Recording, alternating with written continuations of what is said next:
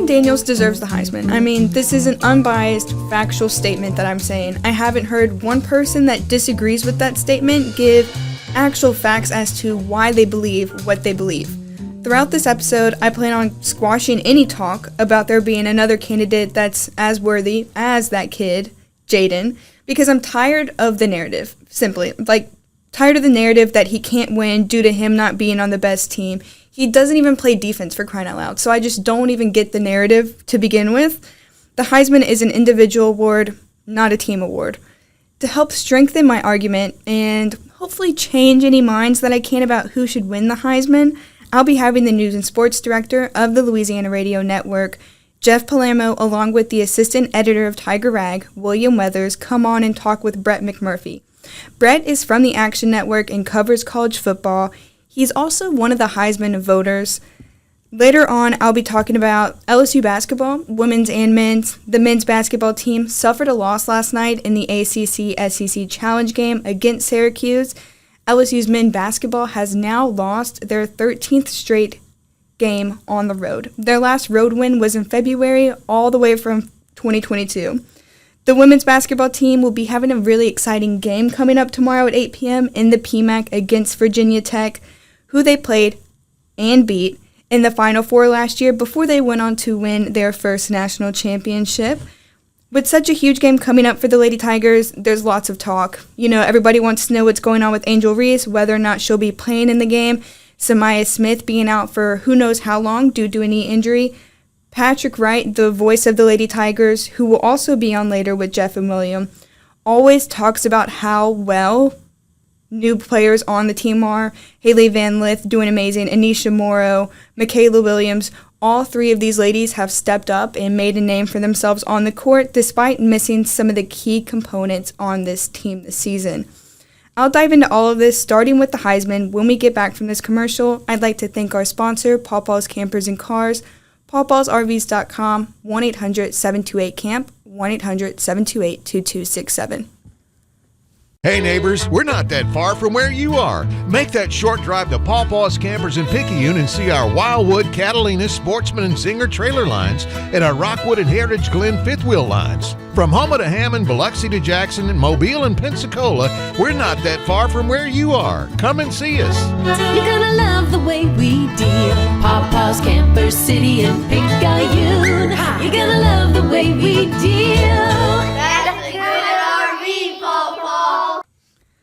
So, to start with a no-brainer, LSU quarterback, that kid, Jaden Daniels, deserves to be the Heisman winner, and anyone who says any different is, at this point, simply blind to the facts. The other probable quarterback finalists, Bo Nix and Michael Penix, don't even hold a candle to what Daniels has done this season or what Daniels can do in a single game that he plays.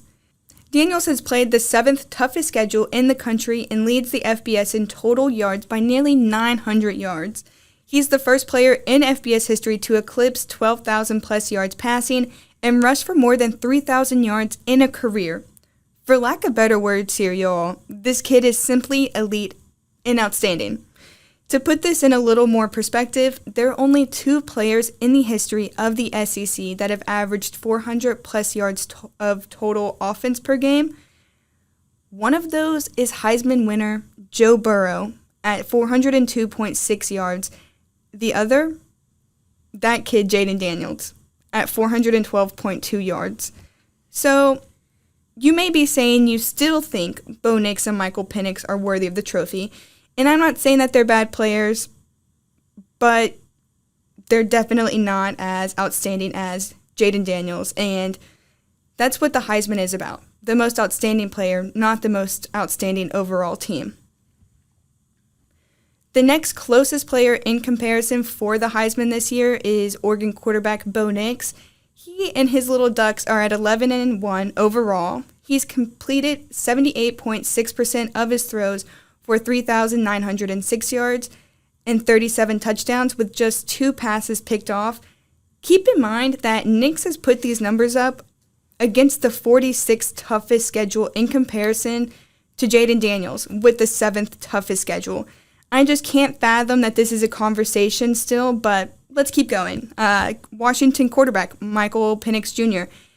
He and the Huskies are 12-0 this season. He's completed 65.6% of his throws for 3,899 yards and 32 touchdowns with 8 passes intercepted. And now that we've heard what the other two contenders have put up this season, it's even more in your face that this kid is electric. Jaden Daniels is absolutely elite. He's completed 72.2% of his throws for 3,812 yards this season.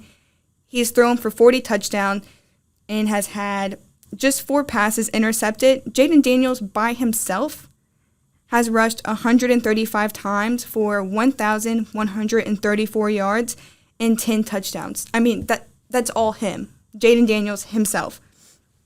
The only difference in this race is that both Penix and Nix have one more opportunity to wow the voters as they face off in the last Pac-12 championship game this Friday night. But, I mean, as a little fun fact that I find interesting whenever I go over who's in the contending for the Heisman is that 1, Washington has never had a Heisman winner. 2, Oregon's only Heisman winner was Marcus Mariota in 2014. And LSU has had 2 Heisman winners. Running back Billy Cannon in 1959, quarterback Joe Burrow in 2019. It's looking like they're going to have a third, Jaden Daniels. Now that I've ranted, though, for the past few minutes about this, let's go get to what Brett McMurphy from the Action Network says about this. He'll be sitting down with Jeff Palermo, the news and sports director for the Louisiana Radio Network, and William Weathers, the assistant editor of Tiger Rag.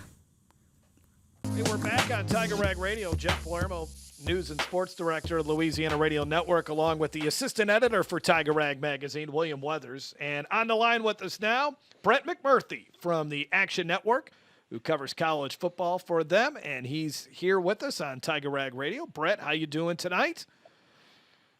Great. Good to talk to you guys again. Hope you're doing well. We're doing well. You're also a Heisman voter. Jaden Daniels wrapped up his Heisman campaign on Saturday with a 4-touchdown performance against Texas A&M. How do you see the race? Is it really just a two-man race at this point between Daniels and Bo Nix over at Oregon? Yeah, it really is. Obviously, as a Heisman voter, not allowed to give out who I voted for. And since I haven't voted yet, that would be impossible. But if I had to vote tonight, I would vote for Jaden Daniels. We'll see what Bo Nix does this weekend in the Pac-12 title game. But ultimately, I think it's pretty simple for me. The award goes to the most outstanding player in college football.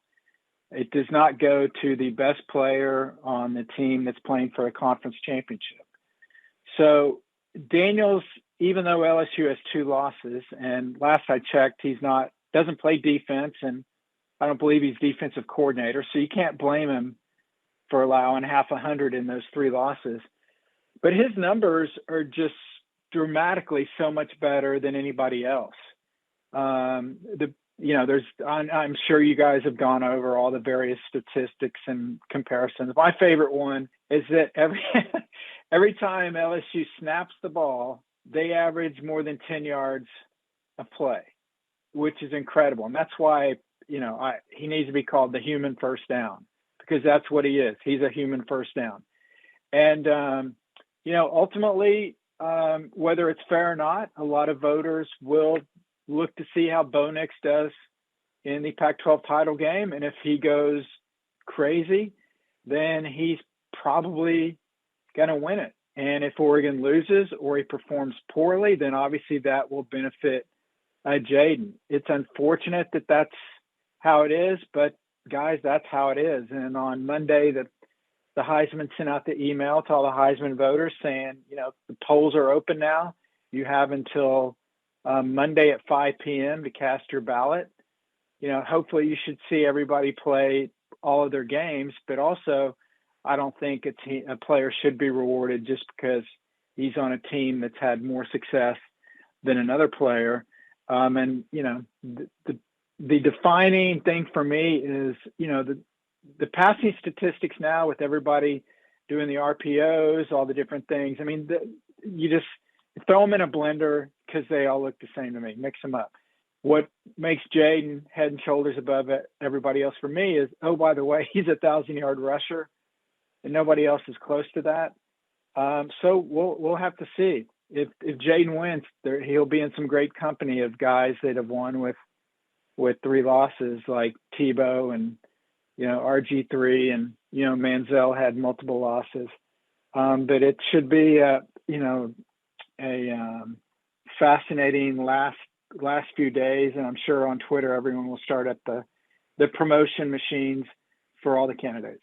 Hey, Brett, this is William, and I wanted to ask you, LSU lost its opening game to Florida State, but I know this is a season-long, it's supposed to be looked at as a season, kind of a body of work, but it seems like in Jaden's case, there's been a lot of momentum for him, particularly in the last month, although his numbers have been pretty good all along. Can you kind of, not that you're kind of an astute person, I know you do your homework all the time, but just where you feel like he might have really got on everyone's radar to really be a serious candidate, because his team, like you said, had lost a couple of games along the way. Yeah, William, I mean, and look, don't shoot the messenger, but I mean, this is just, I voted for the Heisman for longer than I can remember.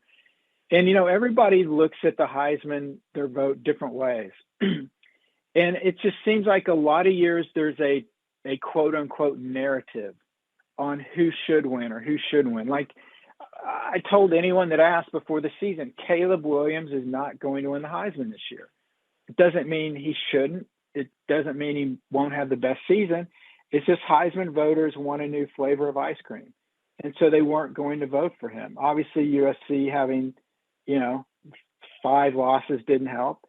I haven't compared Caleb's numbers to last year, but I saw a lot of USC's games. He looked as good or better than last year. But so the narrative, William, I think for this year was it's going to be the best player on the best team, and here, that are competing on championship weekend, and here the players are. But then as we got closer to the end of the season, I think people started noticing, wow, look at Daniel's numbers. These numbers are crazy. Like they're so much better than everybody else. And then I think it was almost like people kind of pushing back to the establishment. Well, you can't tell us I'm going to vote for the best player that's playing in a conference championship. I'm going to vote for the best player.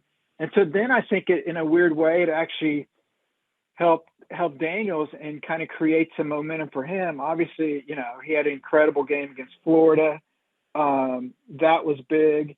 The Alabama game, even in losing effort, I think that showed how much value he meant to LSU. The Georgia State game, I don't mean those were great. And I don't think that really impacted anybody. Texas A&M game, I really don't think that impacted anybody either. I mean, I think everybody was watching Michigan, Ohio State, to be very honest, or the majority of people were. So I think it's more now about the narrative. So I think, in the next 5 or 6 days, you're going to see on social media that people are going to say, give it to the most outstanding player, and not penalize somebody because they played on a team that had multiple losses. But then other people are going to say, well, Bo Nix has Oregon in the playoff, avenged their only loss against Washington. He should win it. So for Jaden, I think it helped him actually that he kind of came out of nowhere, because at this point, it's better almost to come from behind in the Heisman race as opposed to be the clear-cut favorite to start the season. Because once you're the quote-unquote favorite, all everybody wants to do is knock you down and tell you why you shouldn't win the Heisman. And I think that's the case with Caleb Williams. I mean, guys, 3 or 4 weeks ago, after Washington beat Oregon, Penix was like the overwhelming favorite. Like there's no way he was going to lose this thing. And now even if he beats Oregon, I don't think he's got a shot. So it's just kind of weird. It's kind of a roller coaster through the season. And, it will be an interesting final few days here to see what happens. What about the Biletnikoff Award? I don't know, Brett, if you got a vote in that, but you think Malik Neighbors has sewed that one up? As far as the position awards, and I do have a Blitnikoff vote, I don't think anybody, quote unquote, has sewn anything up because, those are, a little bit more, how I say this, nerd oriented. And that guys are more into the, down in the weeds with the numbers and, big time plays and that kind of thing. Where the Heisman, I joked the other day on Twitter that, I think approximately 94.1% of the human population votes for the Heisman. That's not the case for the individual award. So I don't think Neighbors has sewn it up, but certainly he would be my favorite. I don't think Vegas puts odds on the non-Heisman awards, but just seeing what he's done, and obviously, the year Jaden's had helps him too, kind of a package deal there. I would be surprised if he doesn't win it, but I wouldn't go as far to say he's sewn it up. Brett, thanks a lot for your time tonight. We really appreciate it. Should be a fascinating conference championship weekend, and Selection Sunday should be very interesting too. We thank you for your time. Hey, you got it. And if my bowl projections hold out, I'll see you guys in Tampa against Notre Dame. That should be that would be a fun one for sure. Yeah, it would be a very interesting bowl game. That's a nice consolation prize for LSU not going to a New Year's Six to at least play a marquee team with a very interesting storyline for a bowl game. Thanks again, Brett. Happy holidays, and we'll talk again soon. All right, guys, now that football's out of the way, let's move on to men's basketball. The LSU men's basketball team went head-to-head with Syracuse last night in the ACC-SEC Challenge game and lost 80-57. It was only the second meeting ever between LSU and the Syracuse teams. They first played in 1985 in what was then called the Carrier Dome. The Orange also won that first meeting 76-64. The Tigers opened up the game last night with a strong defense, being only 5 points behind at halftime, 33-28. However, this all came crashing down for LSU once the second half started up again.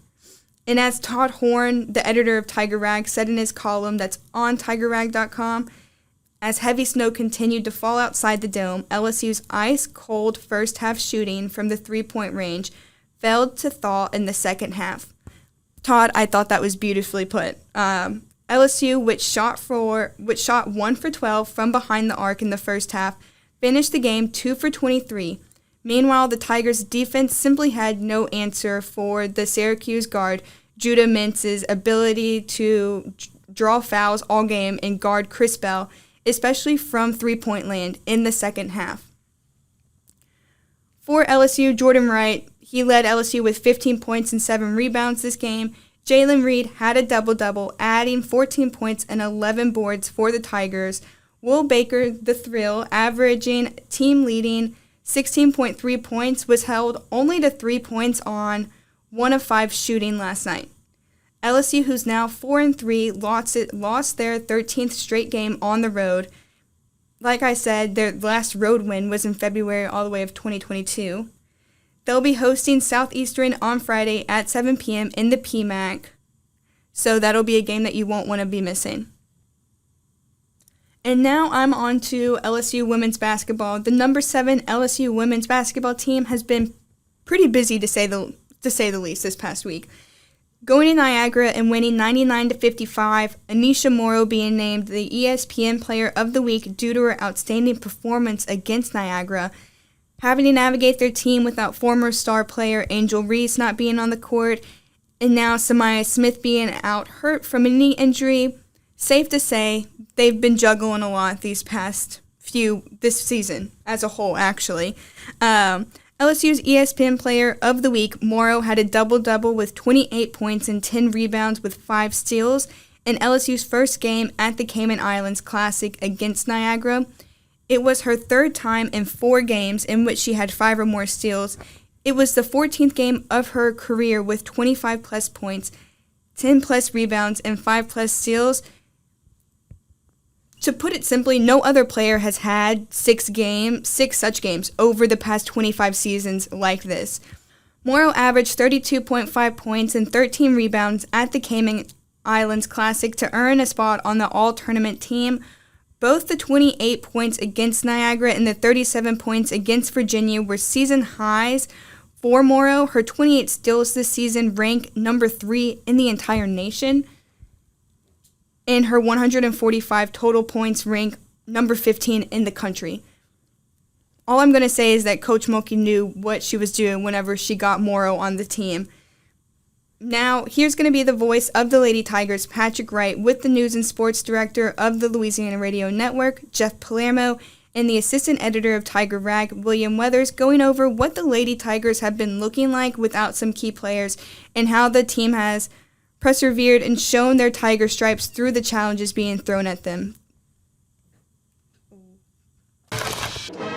Back here on Tiger Rag Radio, Jeff Palermo along with the assistant editor for Tiger Rag Magazine, William Weathers. Our good friend, the voice of the Lady Tigers, Patrick Wright, joins us to talk about Thursday night's big matchup between the Lady Tigers and Virginia Tech, a top 10 battle, a rematch of last year's national semifinal game. And Patrick, I am not going to ask you if Angel Reese will play on Thursday. I'll let Kim Mulkey make that announcement. So we'll stay away from that one, but we'll just throw that out there as a disclaimer. We're not avoiding it, but it's not your job to tell us that. But how is this team, what have we seen from this team with Angel Reese away from it? Because all the focus, I think, from a lot of people is, well, Angel Reese is not playing, but this team has been developing during her time away from the Lady Tigers. Yeah, and we really got to see it in the Virginia game. The competition in the games prior, including the first game against Niagara down in the Caymans, was, it was your basic Rena wins, the Mississippi Valley states and whatnot. But it gave some kids a chance to get comfortable. And what you saw in the Virginia game was you saw just an incredible effort by Anissa Morrow, who showed beyond a shadow of a doubt why she was such a coveted transfer when she basically carried the team with 37 points, 16 rebounds, or whatever those numbers were. And Haley Van Lith has really kind of gotten comfortable in her role as well. And I think Coach Mulkey has kind of conceded the fact that she doesn't want to have Van Lith run the point 100% of the time. And at times when you've got last year Poa in the game, she likes to let Haley run off guard a little bit just so she can play with away from the ball and get back to her natural role as a scorer.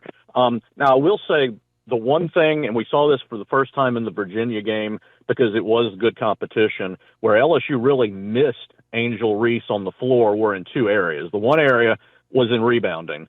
There were a lot of rebounds, long rebounds, perimeter rebounds that Virginia got that I think Reese would have taken care of. And then Angel's defense out on the perimeter. Virginia had a 6'2" perimeter player who made 5 threes. And I think Angel might have been a little bit better equipped to guard her. So I think for the first time we saw where LSU was a little deficient and where they need her on the court. But it was a gritty effort, and Coach Mulkey after the Virginia game said she was proud of that group as you could be, because a lot of people were playing out of position. We're short Samaya Smith. I'm still waiting to hear the official word on that. I'm sure Coach will address that at her media availability tomorrow. Hey, Patrick, this is William. And not pardon the pun, but in these two voids, with Angel and Samaya not being available, I was wondering how much you've seen Aaliyah Del Rosario grow up. Well, yeah, and she's kind of had to. And again, it's amazing how things, when you see Aaliyah in the exhibition games and in some of the early season games, you think to yourself, man, this kid's got a lot of talent, but it looks like she needs a little bit of work, and that she'll spend most of the season, getting her 8, 10, 12 minutes a game. And then you look up, Angel's not available, and then Samaya goes down, and thus she gets the start against Virginia on Saturday. And Coach, all things considered, was pretty pleased with how she played. And if Smith's injury is as unfortunate as it looked like, then Del Rosario is going to get a chance to grow even more. But the thing I do keep reminding myself of is that these kids, like Del Rosario and even Angelica Velez, who really struggled in the Niagara game, but those kids are here for a reason. They are the top recruits in the nation, and there's a lot of talent there. And so the expectation is that when their numbers call, that they can step in and do a good job. And it's going to be fun to watch her develop if we have to see her play a lot more minutes due to the shortage of numbers, because she's really, she's at 6'6". she can do a lot of good things and protect the rim when she's working. Were you part of the group that were able to watch Virginia Tech and Tulane? Just wanted to see if you got eyes on them, because obviously you saw them a year ago, and I think they have more than Amore and Kitley. Really, they struggled in their 2 games down there. I got to see a little bit of one game, but they beat. Kansas is a good team, but they did well to win that game by 1. And then Tulane, who had just been clobbered by Virginia on day 1, took Virginia Tech down to the last minute. It was a 1-possession game. Virginia Tech ended up winning by 6. But they still, Elizabeth Kitley, she's averaging 25 points and 12 rebounds right now. And Georgia Amor is right behind her at 17 points a game. So they're still there. I can't really put a finger on why they're struggling, because they've still got a lot of those same pieces. But I got a feeling they're not going to struggle when they hit Baton Rouge on Thursday night for some reason. This is a fun matchup. No doubt about it, to get tested like this. Getting back to Haley Van Lith, what have you seen specifically from her, as especially with Angel not there, and her leadership abilities as well, probably becoming a little bit more noticeable when you don't have Angel with the team?